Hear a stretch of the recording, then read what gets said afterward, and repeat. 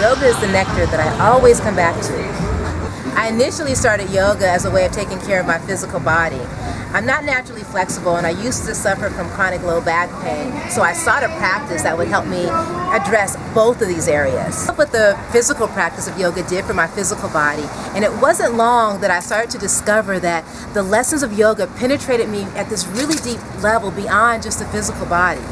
So if there was ever something that I wanted to work out in my real life, I had the yoga practice to go back to help me work those things out. So one of the things that I learned about yoga is that the way I approached my practice was the way I approached everything in my life. So for example, if there were poses in my yoga practice that I was avoiding, it helped me to start to see why I was avoiding them, how I was avoiding them. Did I just start to go headstrong into certain yoga postures or not?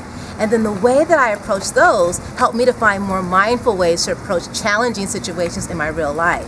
So when I was going through my divorce a few years back, yoga became like my therapy. My yoga mat was my magic carpet. It was my prayer mat. I found that I would take refuge in it. Things that I could work out in my yoga practice, I was able to start to translate those lessons into my real life.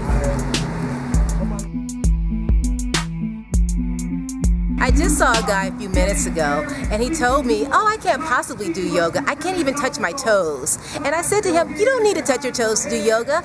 Sure, doing a regular yoga practice will make you stronger and more flexible, but that just comes with practice over time. The people who are stronger and more flexible, it doesn't mean that they're better yogis or more spiritually transformed. It just means that they're stronger and more flexible.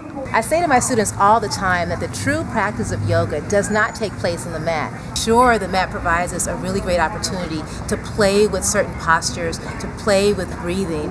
But the genuine practice of yoga takes place in our real lives, where we're able to breathe more fully, more consciously into challenging situations so that we can live our best lives possible.